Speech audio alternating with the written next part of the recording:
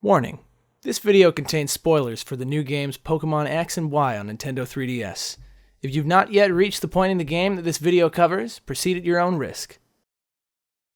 Pokemon rules.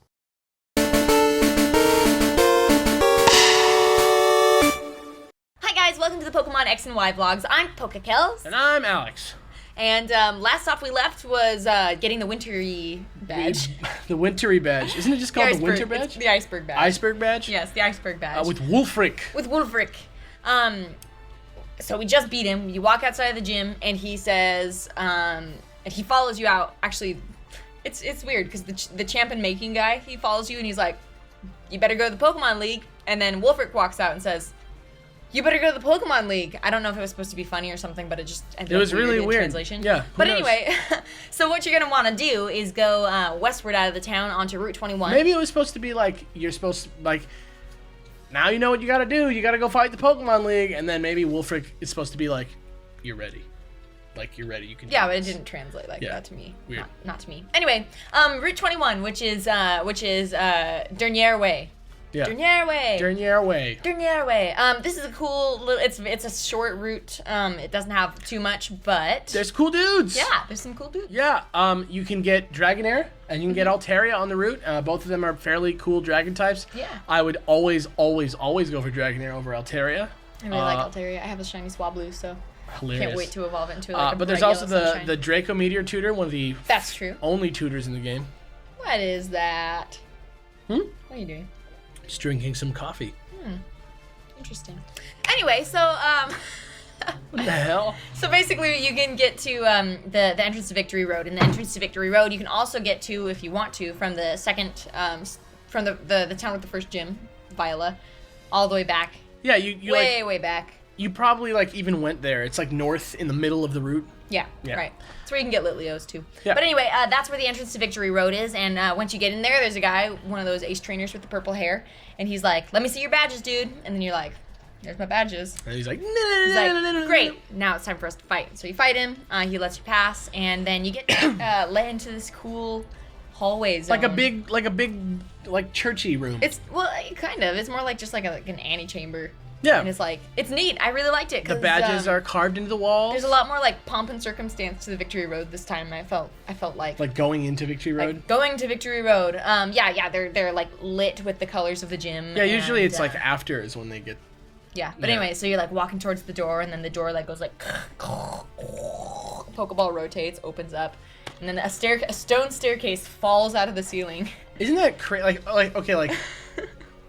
I wonder what the thinking was when they originally decided to have like a super hard cave right before you get to the Pokemon League. Uh-huh. Do you know what I mean? Yeah, I mean, because like it used to just be like it's the cave, and then in the most recent games, like this one, and then Black and White did it too. And did Hoenn? I'm not sure. Can't remember. No, I mean, sorry, not Hoenn, Sinnoh. But yeah, now it's more of like a multi-staged area. As far as like Victory Road is concerned, because it used to be like the hard cave, but now it's kind of like there's some cave and then there's some wilderness. And Right, but I'm saying why did they decide that like they need to like, because it must be man-made if that's the case, right? Like if they're like in control of it, like well, maybe I feel like either that or they built it next to it. I feel like in the Kanto region, the Indigo Plateau was like a bunch of like 4 strong trainers like managed to get up to this mountain, and then they were like, this is where you come to challenge us. There's no way to get here. Well, I guess they can go through that cave. I feel like that's what You think that it was an afterthought after they realized they built a building on top of an unreachable I feel plateau? like the Indigo Plateau is like up in a place where like it's hard to get to, and it's revered like on a mountain. So you think it's like literary? So I think like then maybe they dug a cave, or maybe there was a cave. But so you think the reason that it's hard to get to the Pokemon League is because it's representative of how hard it is to get to the Pokemon League? I think so. Well, that's interesting. Yeah. Because in this game, like you said, there's like all these different like terrains and stuff that you have to go through, and maybe it's even more of a thing like more that. so? Yeah. Ah. You know? Like I remember when I was thinking about doing this, I was like, it's like you've gone through the caves, you've gone through the mountains, you've gone through the plains, and now you're here at the Pokemon League. And I felt like that's my favorite Victory Road is in Black and White 2. because I thought it was just like really, really awesome how it was just kind of like yeah, you would like go through that cave area, and then there was like, you know, this like weird mountainous area, and there's like a bunch of different pathways, but it's just like reminded me like, oh, I remember when I went through the cave this place, and oh, I remember when I went over the mountains in this place, and it just really kind of like summed it up for me. And I really liked that choice in Black and White too. Black and White had the like sloping cave, which was interesting. It was cool. But I really liked that whole aspect of it, because going through different terrains makes me like feel like my journey means something to people or something, right? I don't know. But anyway. So yeah, it's cool. There's surf.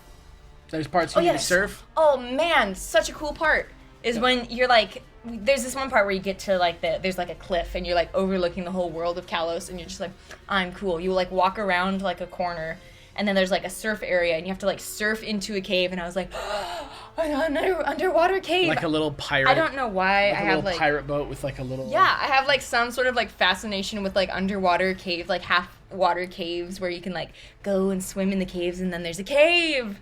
I don't know. Weird. Probably because you're like a human raccoon. Wow, okay.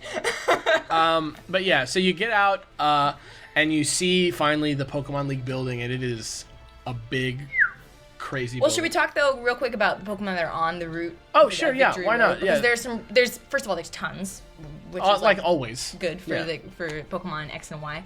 But some really notable ones, Girder, I mean, if you're into that sort of thing. Skarmory is huge. Skarmory is there. And Hydreigon is huge. Yes, and then there's Floatzel, Druddigon, and Ariados?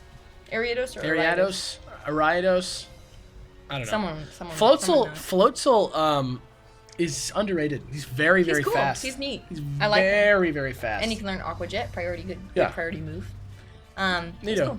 Floatzel's good. Go get a Floatzel. Yeah. Tell us how you like it. This Pokemon League building looks very churchy to me. Yes. It's like a beautiful castle, huge. Like, it is detailed as heck. Like, it is like you go up to it and it's like, ah. And it has that same cool effect as the Mastery Tower, where it's like far away. And you get to like see the whole thing. Yeah. Do yourself a favor. Take a picture in front of it, because you won't be sorry. With the Fuzzy Pickles guy? Yeah. Yeah. What? That's yeah, that's what he says, right? No, what they say in Earthbound. But yeah. Your shirt. I can't see it. Yeah. Ness as Charlie Brown and Mr. Saturn as Snoopy. But yeah, you get out of there and it's like very, very cinematic. Like, I like that the events in this game are very cinematic. Like, the things that are always in all the games, like they took extra care out of their day to like make them cinematic, and I respect that.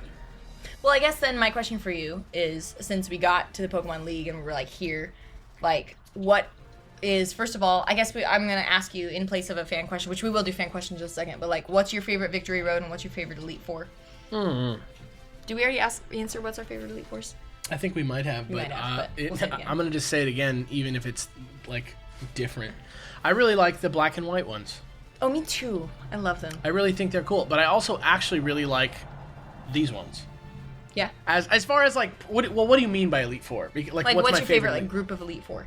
Just like the people, or like the experience of fighting them? Like the whole package. Everything? Your favorite That's Elite tough. Four. I I have to go with the originals, or maybe actually Gen 2. Gen 2 is cool because it has like Koga in it. Grandpa. Yeah. It has Koga in it, and it has like, it makes it feel like the world is the same world, but like bigger and better. But like it's going on. Yeah, and that's why I like the Elite Four and Gen 2. And what about your Victory Road? I have an itch on my foot. I'm really sorry. Victory Road. I'm gonna go with Gen 3. Gen 3 up to Hoenn. Nice and clean.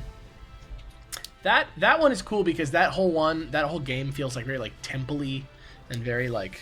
Well, it's a cool Victory Road too because it's got like the bridges and. Yeah, it feels like really Indiana Jonesy to me, okay, and that's why I like it. I like that. That's a cool answer. Mine is Black and White 2. My favorite Victory Road. Yeah. And maybe Black and White 2 also. Elite That's my answer. Especially with the champion. Oh, because of the champion. I was the only one that was surprised by the fact that Iris was the champion, apparently, because I've mentioned. I wouldn't say that I wasn't. I wouldn't say that it was like surprising, but it was like satisfying. Anyway, cool. It was cool. It was Yeah. a cool moment.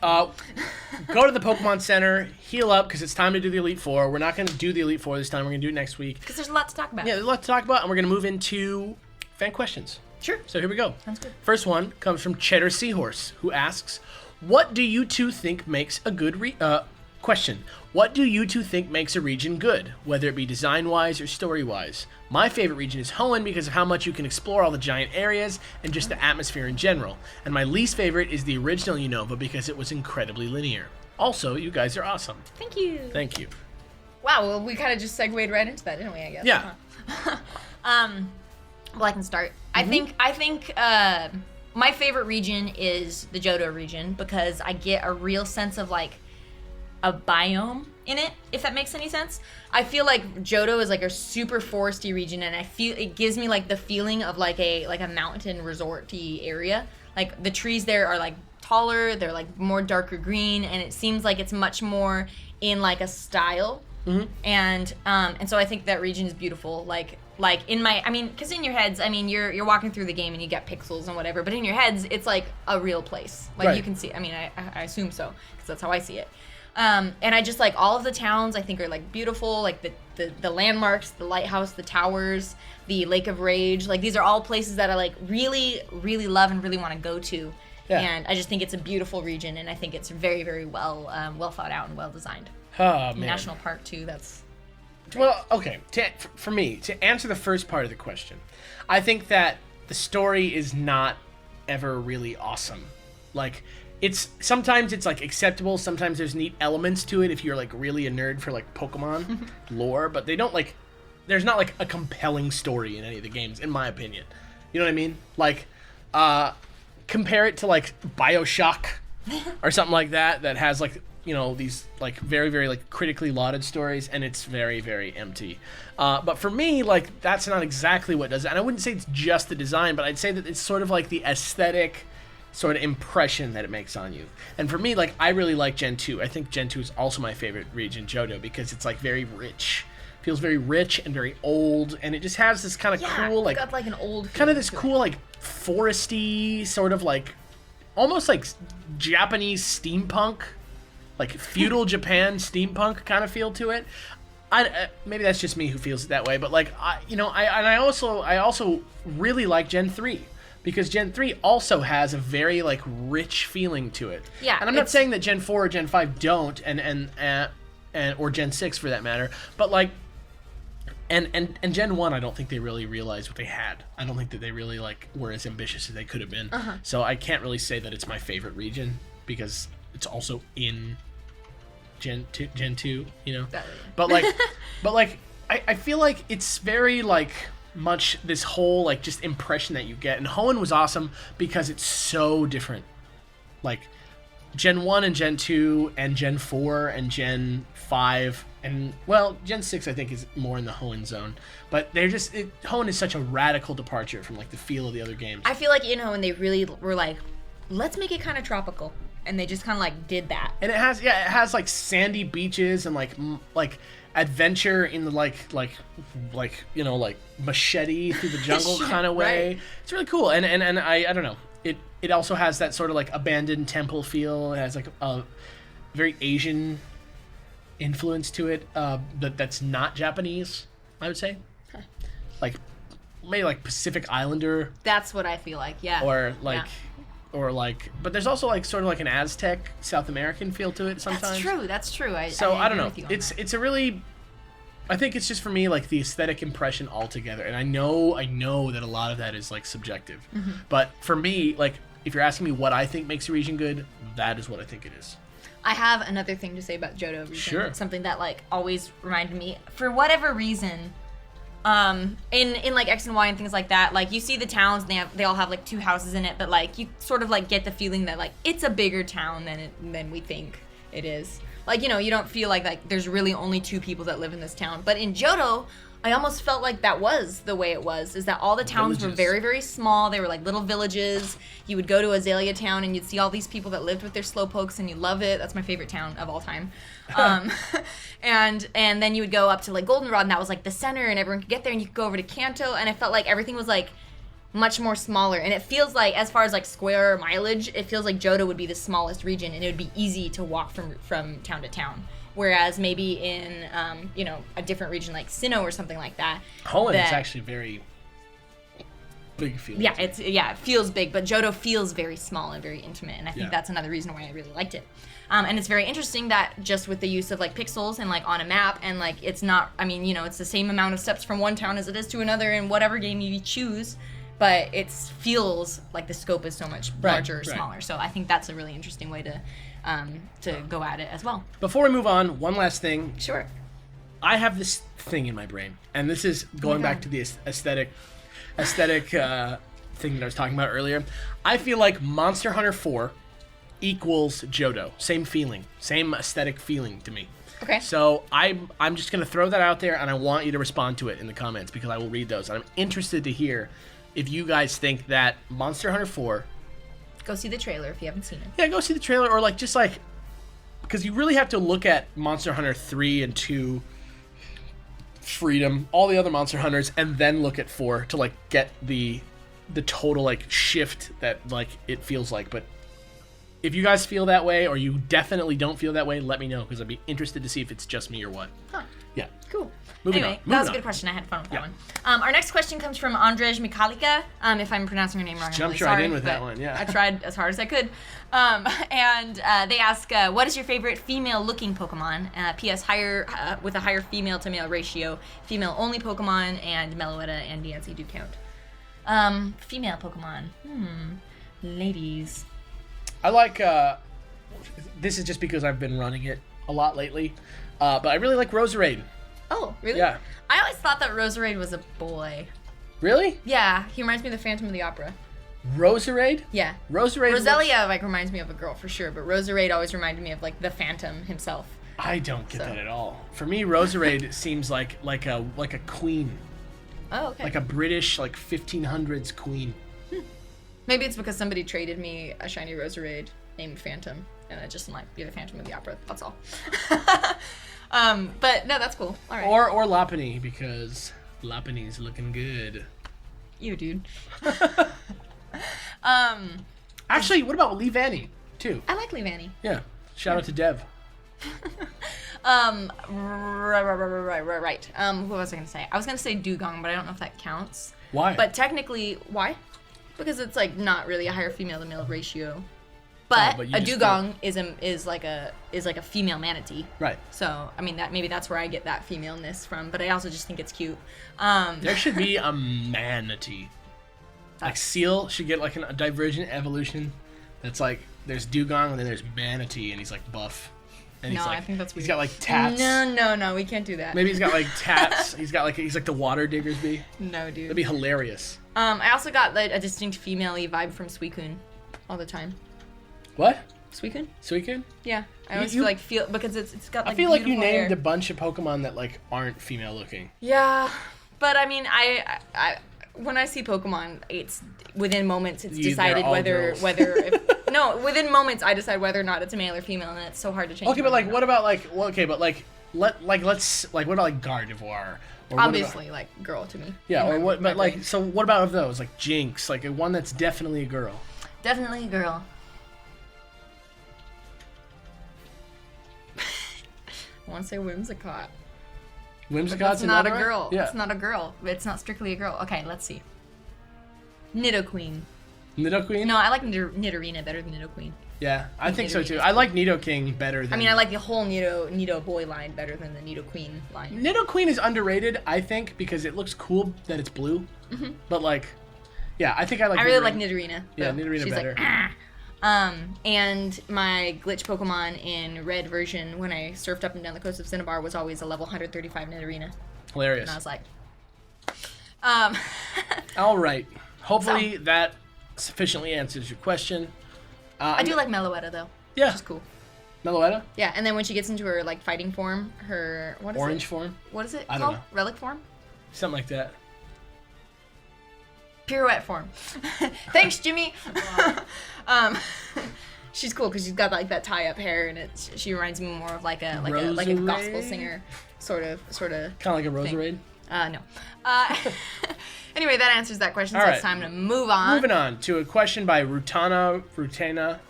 Hello, I've got a question for you. Good. Given you had everything that's required, space, food, time, etc., which Pokemon would you like to keep as a pet in both the world of Pokemon and our real world? For me, it would be Go-Goat in both cases, not just because he's my favorite Pokemon, but also because I think it would be awesome riding it, and it seems to be very gentle and peaceful. Cool. Awesome. Well, if I were to have a pet in the Pokemon world, it would absolutely be a Lillipup, because I have my dog in real life that reminds me of Lillipup, and so I feel like it'd be only natural for me to have an equivalent, because Wallace is like so. Guys, I love my dog more than anything. More than me. So, given the fact that I would be a Pokemon trainer and I could just like train Pokemon, the one I would keep as a pet would be Lillipup. In the real world, it would probably be.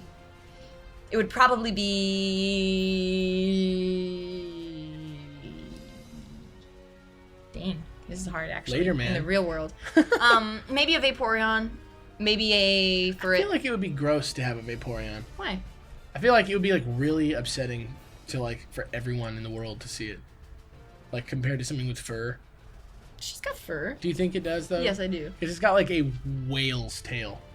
Yeah, she's got just like short, very short, like fuzzy fur. So you think that a Vaporeon has fuzzy fur and a tail with scales on it? The tail doesn't have scales on it. It has like ridges on it, like a reptile's tail. No, only the tail part. And what about its like fin?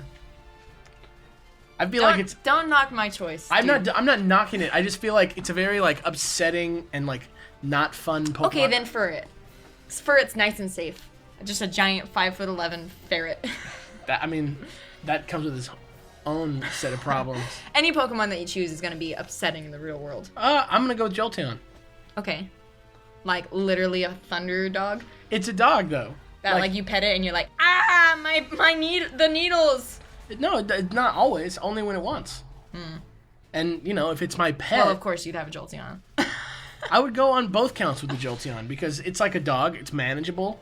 It's smart as a person, right? And it's cool. It's like a dog, and it's got its powers, and it could run my power bill would be low. Be fine. I might also go with the Cubone though. That's a cute little thing. It'd probably look really weird. It'd be in the real depressing. World. Yeah, but then I would be its mom. Oh no, my heart. I'd adopt it. Or Donphan. I love Donphan. Real talk. Donphan. The real reason I want a Donphan is to create my Donphan cycle, which is the motorcycle made of Donphans. Wait, so are you gonna kill the Donphan? Absolutely not. No. It's like a little chariot thing, and there's two spots, and the Donphan grabs it with his teeth and goes. Boom! That's hilarious. It would work. That's it would work, outrageous. And I've drawn it. Real talk, Slowbro though too. Ampharos. Ampharos is cool. But only if he could have a Mega Stone, because Mega Ampharos is so funny. Just because he's so like, I cannot see him as anything other than a Pokemon that's like, I'm not touching that water, or like things like that, The only problem with Slowbro, I think, it was that he'd be kind of boring. No, he'd be fascinating. Maybe slow. Well, okay. What's the deal with Slowbro's behavior? He doesn't. He's still slow, right? Like Slowking is like can speak English, but Slowbro. Slowbro's just like your best bro. He can handle. He can like talk. He can like hang out. He can't talk, but he can hang out, but he hangs out like really slowly. And so he'll just like you'll be having a party, and then he'll like walk into the room and be like, slow, and you're like, what up, Slowbro? And then he's like, slow, and walks to the kitchen, and then the party's over, and then he comes back with a beer, and he's like, slow. See, that's what I'm saying. If he's too slow, I can't handle it. I think that's the funniest part. It would be, because you couldn't take him anywhere. Well, I mean, in Pokemon Snap, him. you know how he's kind of like quick in Pokemon Snap. That's what I feel like. I feel like Slowpoke is the one that's like, and then Slowbro still looks like that and is hilarious, but he's like a little bit more with it. He's like with sure. it, yeah. No, Like, I he think can he's a like little bit more hang and chill. He can like get in a car. Yeah. All right. Anyway, you probably want to be in like the convertible though, and he'd like put his hands up and be like, yeah. All right. Well, that would be a fun one to have. I would like to have a Slowbro. Very, very funny. Anyway, that's all the time we have for today. Don't forget to leave your questions in the comments because we literally like take them from there and use them. And don't forget about Monster Hunter 4. Oh, and if you're wondering about some of your questions and why they're not being picked is because we have a lot of repeat questions. So go back and watch our old vlogs because your question might be answered already. Yeah. Because we answered a repeat question today even. Yeah. Anyway.